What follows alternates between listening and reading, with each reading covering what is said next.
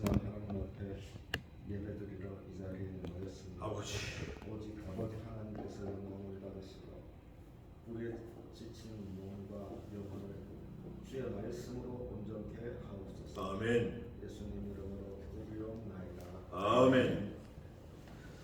또 감사합니다. 자, 오늘은 지난주에 이어서 누가복음 3장 15절부터 보겠습니다. 3장 15절부터 23절까지 공독하겠습니다. 하는 건 뭐 38절까지 다 할 수 있어요. 자, 15절입니다. 누가복음 3장 15절.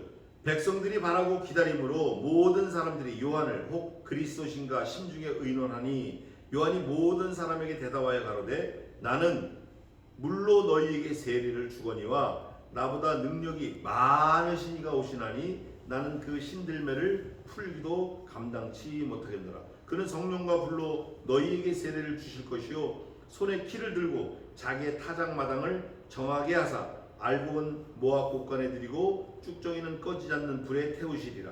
또 기타 여러 가지로 권하여 백성에게 좋은 소식을 전하였으나 분봉왕 헤롯은 그 동생의 아내 헤로디아의 일과 또 그의 행한 모든 악한 일을 인하여 요한에게 책망을 받고 그 위에 한 가지 악을 더하여 요한을 옥에 가두니라. 백성이 다 세례를 받을새 예수도 세례를 받으시고 기도하실 때 하늘이 열리며 성령이 형체로 비둘기같이 그의 위에 강림하시더니 하늘로서 소리가 나기를 너는 내 사랑하는 아들이라 내가 너를 기뻐하노라 하시니 예수께서 가르치심을 시작할 때 30세쯤 되시니라.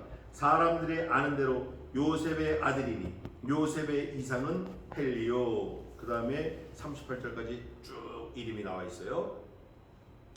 오늘 이 누가복음 3장 본문 마지막 부분에 가장 중요한 거 하나를 꼽으라 하면 뒤에 이름이 쭉 나와 있는데 그 이름도 중요하지만 진짜 중요한 건 이거예요. 오늘 15절에 백성들이 그 다음 뭐라고 되어 있죠?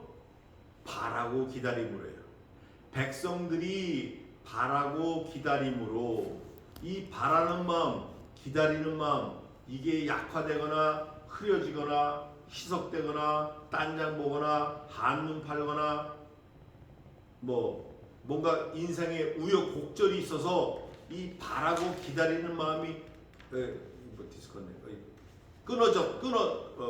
단절됐다 그러면 사실은 문제가 심각한 거예요.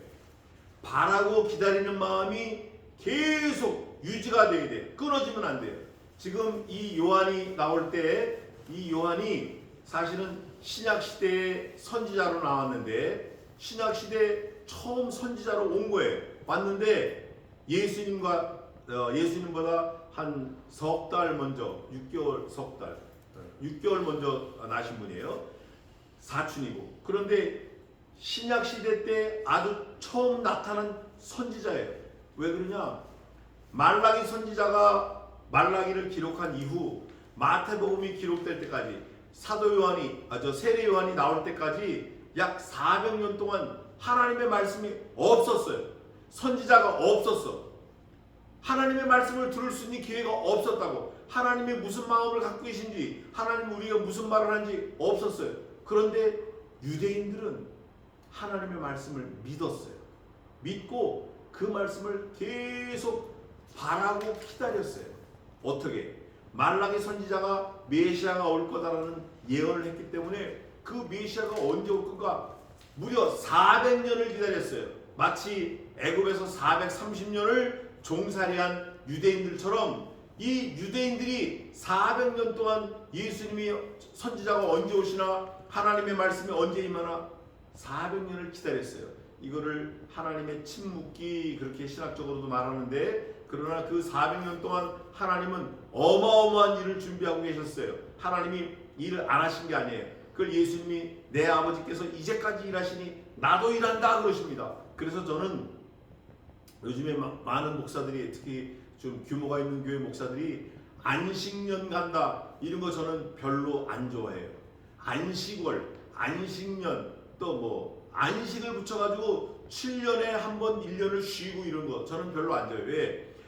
노는 거는 성경에서 차용을 하고 예수님께서 내 아버지께서 이제까지 일하시니 나도 일한다. 이거는 무시해버리는 거예요. 귀 딱 막고 눈 감아버리는 거예요.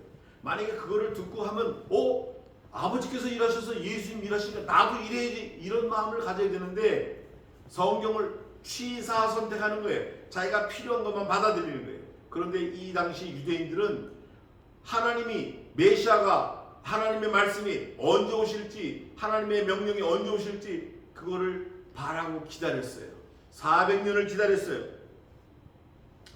백성들이 바라고 기다림으로 메시아를 기다린 거예요. 사실 저와 여러분이 바라고 기다려야 돼요. 우리 기다릴 때 안 오셨어요? 우리 다음 때 안 왔어요? 그 다음 때 계속 몇 년? 400년이 아니라 4,000년 아니라 4만 년이라도 기다려야 돼요. 기다려야 돼. 모든 사람들이 여기 모든 사람들은 거기 세리, 군병, 백성, 제사장 모든 사람들을 말해요. 모든 피조물들을 말해요. 이 요한을 혹 그리스도신가 심중에 의논했어요. 그럴 수밖에 없는 게 거침없이 하늘나라를 말하죠. 회개하라 이 독사의 새끼들아, 너희 보고 누가 생명 얻는 회개를 받으라고 오라 그랬냐. 이분인가 소문이 자자하게 퍼졌어요. 그럴 때 요한이 이렇게 말합니다. 요한이 모든 사람에게 대답하여 그러되 듣고 대답하는 거예요. 나는 물론 너희에게 세례를 주거니와 나보다 능력이 많으신 이가 오시나니. 사실은 오셨죠. 이 요단강에 아직 안 오셨어요. 나는 그 신들매를 풀기도 감당치 못하겠노라. 그는 성령과 불로 너희에게 세례를 주실 것이요. 나는 물로 하는데 그분은 성령과 세례를 주신다. 성령 이게 보통 일이 아닌 거예요. 물은 그냥 퍼서 할 수 있지만 요단강에서 할 수 있지만 성령 창조자 하나님의 그분을 어떻게 피조물이 요한이 오라가라 하겠으며 어떻게 그분을 걷다 붓고 말고 할 수 있겠냐고. 안 되는 거예요. 근데 이 예수님에 대해서 세례 요한이 정확하게 표현을 해요. 그분은 성령과 불로 너희에게 모든 백성 너희에게 세례를 줄 것이다. 손에 키를 들고 조금 한 단계 더 나갔어요. 손에 키를 들고 키라는 게 뭐죠? 알곡과 가라지를 걸러내는 그 장치를 말해요. 우리 한국의 한국에도 있어요. 키를 들고 타작마당이 많아요. 성경에는 아르논의 타작마당도 있고 타작마당이 많이 나오는데 여기는 뭐라고 표현을 해요? 여기 17절에 손에 키를 들고 그 다음에 누구 타작마당이에요? 17절 좀 읽어봐요. 손에 키를 들고 자기의 타작마당을 정하게 하사 알고를 행모와 국간을 들고 특정인은 거짓지 않는 일에 도우시고. 자기의 타작마당이니까 그분이 주인이네. 그분이 드리고 버리고 마음대로 하니까 그분이 심판주네. 그분이 알고 가라지 가리시는 분이네. 근데 세례요한은 알고 가라지 가려요 못 가려요? 세례요한은 어림도 없어. 그냥 회개하라 독사의 새끼들아, 회개하라 천국이 가까웠다 이렇게 말하는 거예요. 근데 이분은 그 정도가 아니네. 그 정도가 아니야. 성령과 불로 세례를 줄 뿐 아니라 자기의 타작마당이 그분 거네. 타작마당에서 하는 게 이거 내 거야 이러고만 있는 게 아니라 알곡과 가라지 쭉정이와 알곡을 이분이 심판하네. 심판주 뿐만 아니라 알곡은 곳간에 들이시는 권한도 있고 쭉정이는 불에 태우시는 권한도 있으셔. 세례요한은 입도 못 벌리는 그런 능력을, 그런 권한을 갖고 계시는 거예요.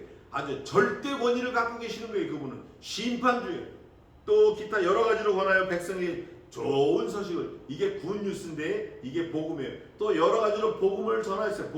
복음하면 뭐가 있다 그랬죠? 제가 늘 가르칠 때 예수 그리스도의 동정녀 탄생, 십자가의 죽으심, 사흘 만에 부활하심, 구름 타고 승천하심, 구름 타고 다시 오실 것임. 이게 복음이에요.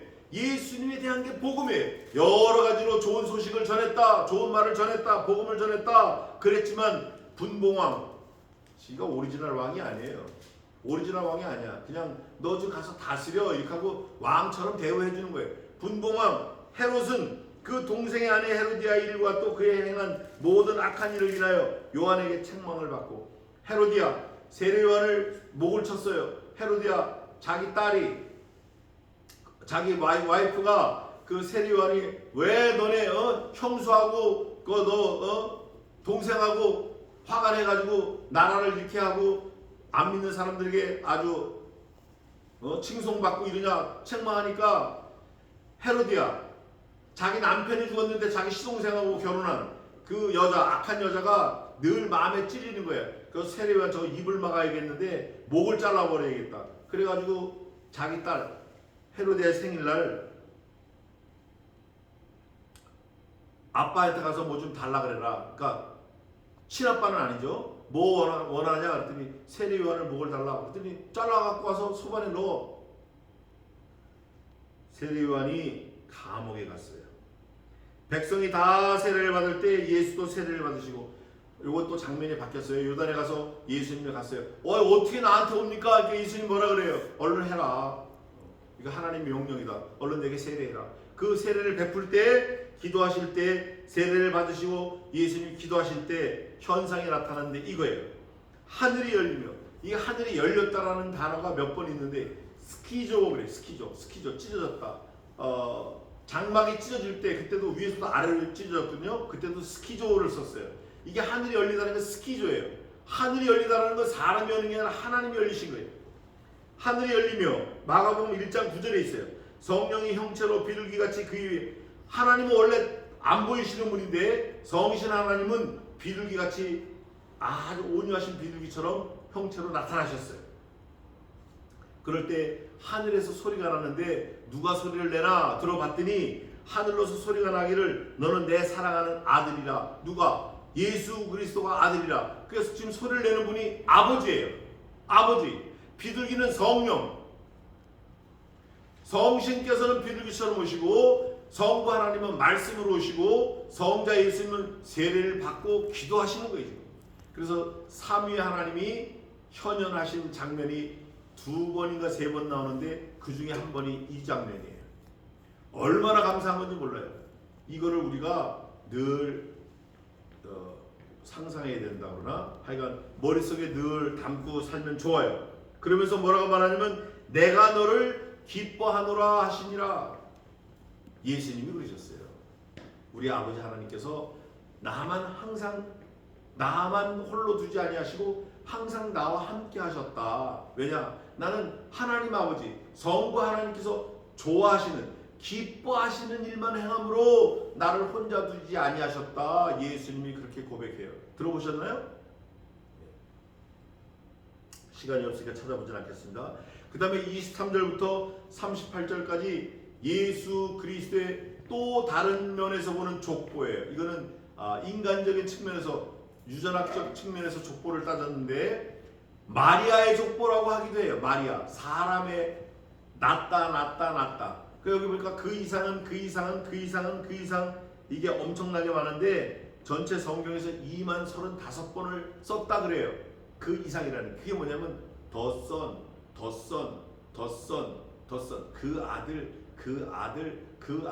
그 이상이라는 게 영어로는 더 선, 그의 아들 이렇게 표현된 거예요. 결국은 어디까지 가죠? 그 이상은 하나님이라까지 가요. 하나님의 아버지다. 하나님의 아들이 아담이다. 하나님의 아들이 예수 그리스도다. 이렇게 인간적인 족보로 따져가고, 이건 마리아의 족보라고 그러고, 마태복음에 나오는 거는 아브라함의 아들 누구 그래서 14대 해가지고 예수 그리스도 나오는 거는 왕의 족보예요. 왕. 이건 뭐 요셉의 족보 이렇게 하고 왕의 족보예요. 왕.